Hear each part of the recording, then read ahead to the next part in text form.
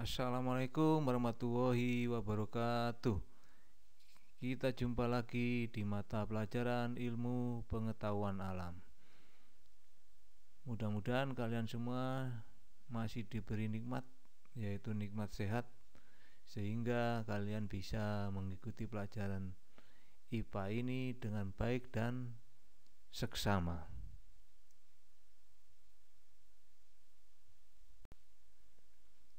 Nah, sebelum pelajaran dimulai, tidak bosan-bosannya saya mengingatkan kalian untuk tetap menjalankan protokol kesehatan, memakai masker, cuci tangan dengan menggunakan sabun, jaga jarak fisik, perilaku hidup bersih dan sehat.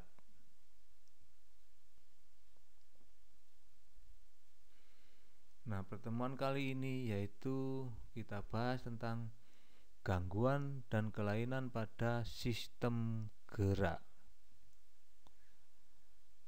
Tujuannya yaitu peserta didik mampu menjelaskan gangguan dan kelainan pada sistem gerak dan upaya mencegah serta mengatasinya.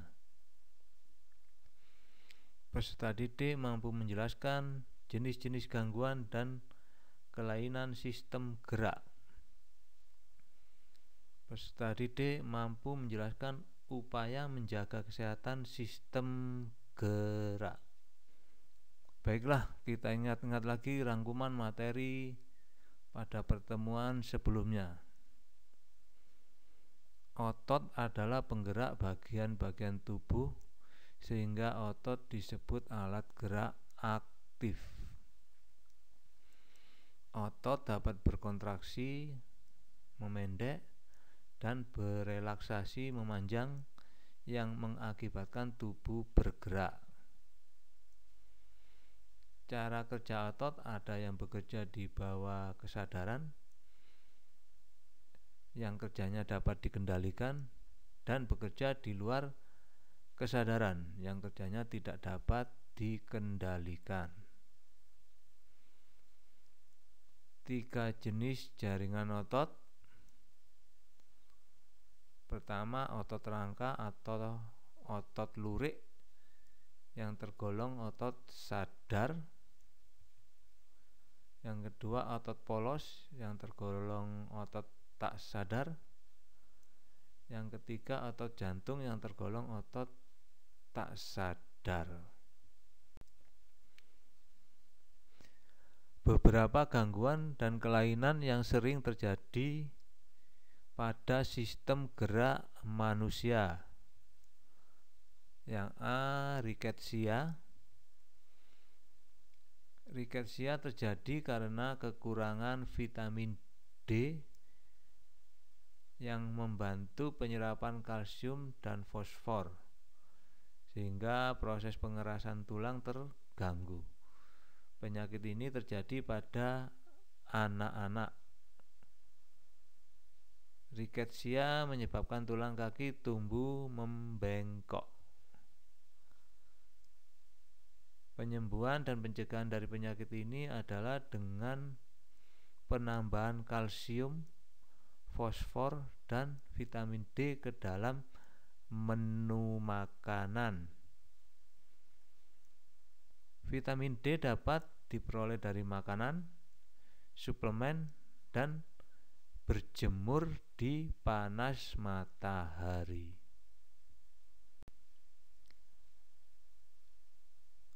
Melalui paparan sinar matahari pagi selama 10 sampai dengan 15 menit, maka sinar ultraviolet dari matahari akan dapat membantu tubuh mengaktifkan provitamin D menjadi vitamin D. Vitamin D aktif akan dapat meningkatkan penyerapan kalsium dan fosfor di dalam tubuh, sehingga akan menambah jumlah kalsium dan fosfor dalam tubuh. Dengan bertambahnya kadar vitamin D dalam tubuh karena terkena sinar matahari, maka akan dapat membantu meningkatkan penyerapan kalsium sehingga dapat menolong perbaikan tulang penderita riketsia. Ini gambar kaki penderita riketsia dengan menggunakan sinar X. Terlihat tulangnya membengkok ini.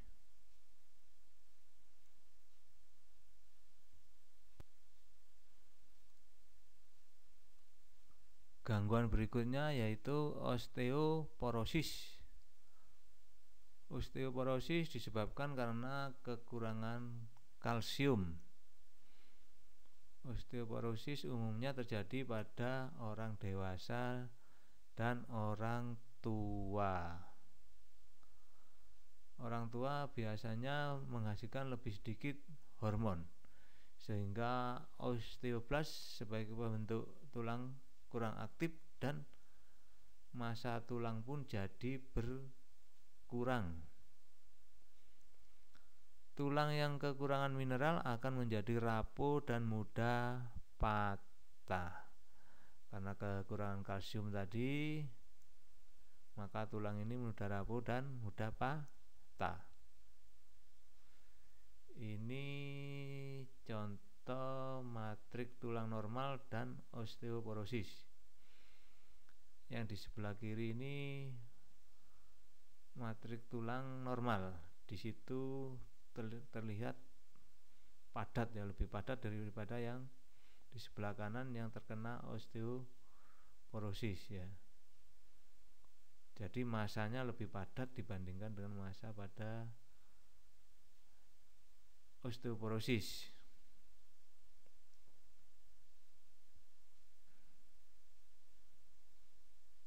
Yang berikutnya artritis. Artritis adalah penyakit sendi atau radang sendi. Penderita penyakit ini mempunyai tulang rawan sendi yang rusak. Kerusakan ini menyebabkan sendi menjadi sakit dan bengkok. Kadang-kadang sendi yang terkena artritis tidak dapat digerakkan. Rematik adalah salah satu bentuk artritis. Beberapa hal yang menyebabkan penyakit artritis ini adalah metabolisme asam urat yang terganggu, sehingga asam urat tertimbun pada sendi atau menumpuk pada sendi dan menyebabkan sakit terutama pada jari-jari tangan maupun kaki.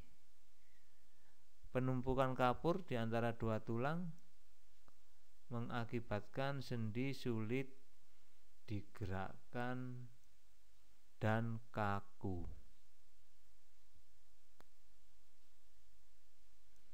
Ini contoh kondisi tangan penderita artritis.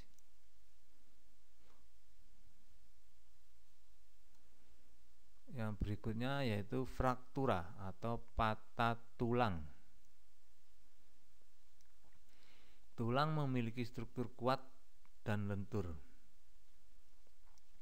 Namun demikian tulang juga dapat patah.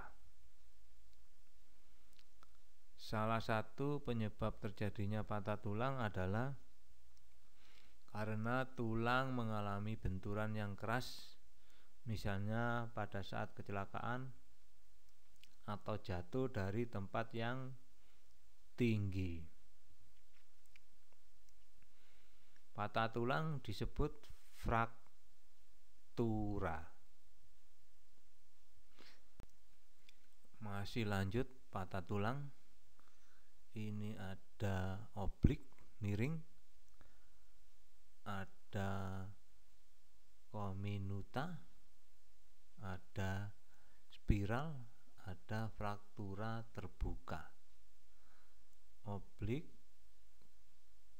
comminuta dan spiral ini termasuk fraktura tertutup. Kita lanjut penjelasannya. Ada beberapa jenis fraktura, secara umum dapat dikelompokkan menjadi fraktura tertutup dan fraktura terbuka. Jika tulang yang patah tidak sampai menembus kulit, disebut dengan fraktura tertutup. Fraktura terbuka terjadi jika tulang yang patah keluar menembus kulit.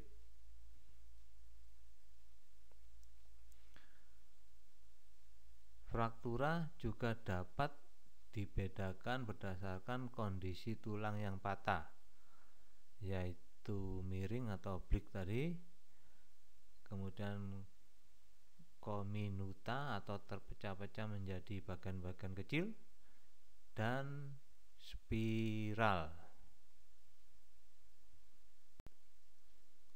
Lanjut ke kifosis, lordosis, dan skoliosis. Tulang belakang manusia normal tidak lurus tetapi melengkung. Tulang belakang dapat mengalami kelainan. 3 kelainan tulang belakang yang umum terjadi adalah lordosis, kifosis, dan skoliosis.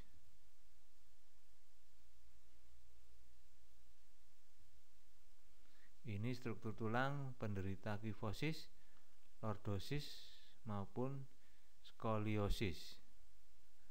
Yang pertama ini struktur tulang normal, yang ini penderita kifosis yang seperti membungkuk ini, kemudian lordosis,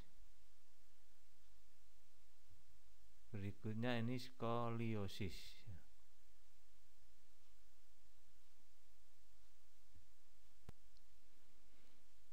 Lanjut ke kifosis. Kifosis merupakan kelainan dengan melengkungnya tulang belakang yang berlebihan di bagian dada ke arah belakang. Penderita kifosis tubuhnya terlihat bungkuk. Kifosis ini dapat disebabkan karena penyakit misalnya TBC dan rickettsia atau kebiasaan duduk yang salah. Berikutnya lordosis merupakan kelainan dengan melengkungnya tulang belakang yang berlebihan ke arah depan di bagian pinggang. Orang yang mengalami kelainan ini pinggangnya terlihat lebih menonjol ke depan. Lordosis dapat disebabkan karena perut penderita yang terlalu besar, misalnya karena hamil atau kegemukan, rickettsia, atau karena kebiasaan duduk yang salah. Berikut skoliosis. Skoliosis adalah melengkungnya tulang belakang ke arah samping, baik ke samping kanan maupun ke samping kiri. Nah, skoliosis ini dapat disebabkan oleh polio atau kebiasaan duduk atau berposisi yang salah.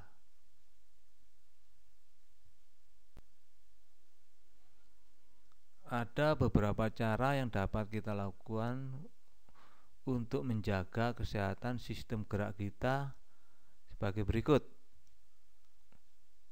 A. Meningkatkan kandungan kalsium dalam asupan makanan. Makanan yang banyak mengandung kalsium diantaranya susu, kangkung, kedelai, dan olahannya, ikan salmon, kacang almond, dan brokoli. Yang B. Berjemur pada sinar matahari pagi karena sinarnya sangat baik untuk membantu pembentukan vitamin D yang sangat penting dalam membantu penyerapan kalsium dalam makanan. C. Memperhatikan asupan vitamin D dengan makan makanan yang mengandung vitamin D. Makanan yang mengandung vitamin D diantaranya telur, produk olahan dari kedelai, minyak ikan, ikan berlemak, hati sapi, dan udang.